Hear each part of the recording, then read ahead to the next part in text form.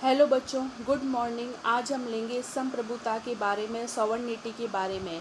राज्य के 4 basic element होते हैं: जनसंख्या, भूभाग, सरकार और संप्रभुता। अगर किसी राज्य के पास पॉपुलेशन है, लैंड है, गवर्नमेंट है, लेकिन सॉवरेनिटी जो है वह नहीं है, इसका मीनिंग है कि राज्य अपने इंटरनल और एक्सटर्नल मामलों में डिसीजन लेने के लिए स्वतंत्र नहीं है। 1947 से पहले इंडिया को संप्रभु राष्ट्र जो है वह नहीं कह सकते थे, क्योंकि भारत जो है वह ब्रिटिश गवर्नमेंट के जो है वह अधीन था। भारत ब्रिटिश गवर्नमेंट के अधीन जो है वह था।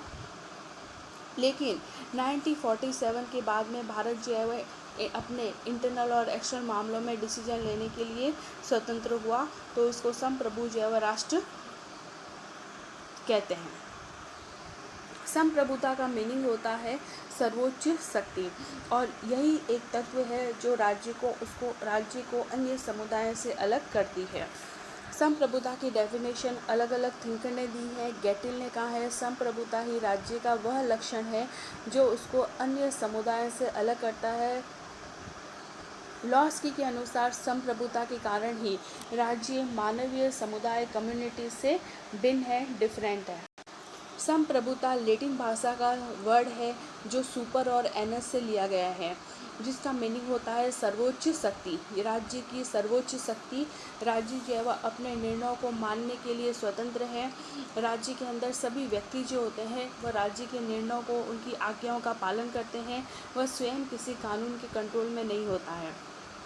बोंदा के अनुसार यह नागरिक और प्रजाजन के ऊपर प्रयोग की जाने वाली सर्वोच्च शक्ति है, और ये कानून के नियंत्रण से बिल्कुल फ्री है। इसको कानून के द्वारा बाउंड नहीं किया जा सकता है। इसी प्रकार ग्रोशियस के अनुसार यह सर्वोच्च राजनीतिक शक्ति है जो उस व्यक्ति में निहित है जिसके कार्य किसी दूसरे के अधीन न होते हैं, और न ही उसकी इच्छा का कोई विरोध कर सकता है, यानी कि उसके आदेशों का सभी व्यक्तियों के द्वारा पालन किया जाना। संप्रभु व्यक्ति भी हो सकता है और संप्रभु राज्य भी हो सकता है। संप्रभु व्यक्ति या राज्य स्वयं अपने निर्णय लेने में सक्षम होता है, कैपेबल होता है। वह अपने निर्णय को लागू भी कर सकता है, और उसके निर्णय जो है वह दूसरों के द्वारा जो है वह फॉलो भी किए जाते हैं, पालन भी किया जाता है।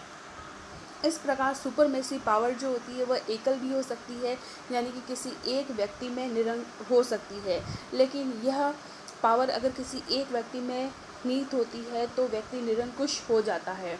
और बहुलवादी का मीनिंग ये होता है कि अगर प्रभु सत्ता जो है वह बहुत सारे व्यक्तियों में निहित है या उसका विभाजन कर दिया जाता है सुपरमेसी पावर का, तो वो बहुलवादी प्रभु सत्ता कहलाती है। बहुलवादी प्रभु सत्ता का कंसेप्ट जो है वह वर्ल्ड वॉर के बाद में आया, क्योंकि वर्ल्ड वॉर के दौरान हिटलर और मुसोलिनी ने कहा, उनके कहने पर ही पूरा विश्व जो है वह युद्ध में जो है वह भाग लेने गए। लेकिन बहुलवादी के अंदर, प्रभु सत्ता के अंदर जो है वह डिसीजन पावर बहुत से लोगों में जो है वह निहित की जाती है। जैसे कि है ना, फैमिली का कोई बुजुर्ग व्यक्ति अगर डिसीजन ले तो वो एकलवादी प्रभु सत्ता कहलाती है, और परिवार के सभी सदस्य जो है वह आपस में डिस्कस करके अपना डिसीजन दे तो वो बहुलवादी प्रभु सत्ता कहलाती है। एकलवादी प्रभु सत्ता सुपरमेसी पावर के समर्थक है बोंदा, और बहुलवादी संप्रभुता या प्रभु सत्ता के समर्थक है लॉस्की और मैकाइवर हेनरीमैन। एकलवादी प्रभु सत्ता जो है वह 3 टाइप की होती है। लोकप्रिय प्रभु सत्ता, जिसमें कार्यपालिका के रूल और रेगुलेशन को जो है वह फॉलो किया जाता है, या प्रभु सत्ता जो है वह कार्यपालिका में निहित होती है, एग्जीक्यूटिव डिपार्टमेंट में निहित होता है। राजनीतिक प्रभु सत्ता जो है वह, उसमें प्रभु सत्ता जो है वह पार्लियामेंट में निहित होती है, और लोकप्रिय प्रभु सत्ता में सर्वोच्च शक्ति जो है वह किसके पास होती है? जनता के पास होती है। प्रभु सत्ता के प्रकार, फर्स्ट है आंतरिक संप्रभुता। संप्रभुता आंतरिक का मीनिंग ये होता है कि राज्य अपने इंटरनल मामलों में डिसीजन लेने के लिए स्वतंत्र है। राज्य की सीमा के अंतर्गत प्रत्येक व्यक्ति जो है वह राज्य की आज्ञा का पालन करते हैं, वो कहलाती है आंतरिक संप्रभुता। बाह्य संप्रभुता का मतलब होता है कि राज्य अपने निर्णय लेने के लिए बिल्कुल स्वतंत्र है, वह किसी दूसरी कंट्री पर डिपेंड नहीं है। यह कंसेप्ट जो है वह ग्रोशियस के द्वारा दिया गया है। संप्रभुता का फर्स्ट लक्षण या उसकी विशेषता है पूर्णता या असीमता। असीमता, एब्सोल्यूटनेस। एब्सोल्यूटनेस का मीनिंग होता है कि राज्य की संप्रभुता सर्वोच्च होती है। कहने का मतलब है कि उसको लॉ के द्वारा बाउंड नहीं किया जा सकता है। वह आंतरिक और बाह्य विषयों में निर्णय लेने के लिए बिल्कुल जो है वह स्वतंत्र है। और यदि कोई दूसरी शक्ति जो है वह उस संप्रभुता को, सुपरमेसी पावर को कंट्रोल करती है, तो कंट्रोल करने वाली शक्ति जो है वह वास्तविक संप्रभु जो है वह बन जाती है। थर्ड, संप्रभुता की विशेषता है मौलिकता।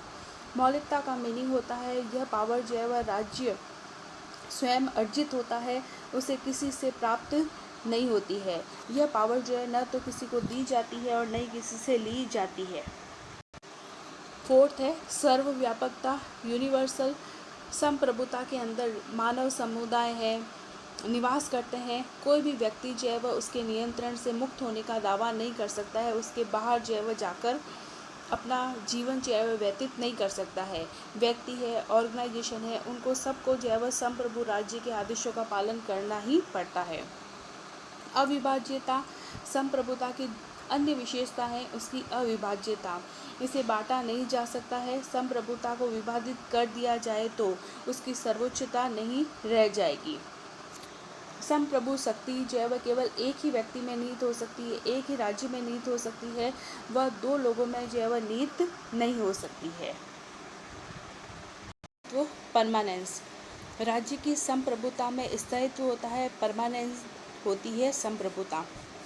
संप्रभुता कुछ समय के लिए नहीं होती है और कुछ समय के लिए नहीं रहती है। राज्य की संप्रभुता में स्थायित्व का गुण होता है।